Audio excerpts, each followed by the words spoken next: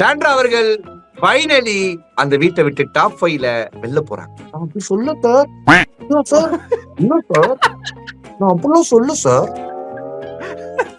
இல்ல சார். திருட்டு விசிடி போடுறதையே பொழப்பா வச்சுக்கிட்டு சோசியல் மீடியால சுத்துற நிறைய தற்கூரி கும்பல் என்ன பண்ணும் அப்டேட் கொடுக்கணும்னா அரோராவால தான் கானா வினோத் அவர்கள் இதை எடுத்தாங்க அப்படின்னு ஒண்ணு பரப்பி விட்டாங்க நேத்து.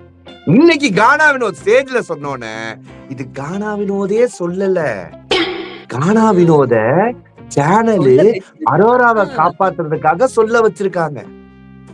சொல்லு இப்படி ஒரு குரூப் சொல்லு, இவங்க நல்லா எட்டி விடுவாங்களாம் ஜோடியா, ரெட் கார்டு கொடுத்து வெளில அனுப்புவாங்களாம் பாடியா, இவங்க வந்து அசால்ட்டா திருப்பி வீட்டுக்குள்ள வரணுமா ஸ்ட்ராங் லேடியா. எங்களை பார்த்தா உங்களுக்கு எப்படி இருக்கு?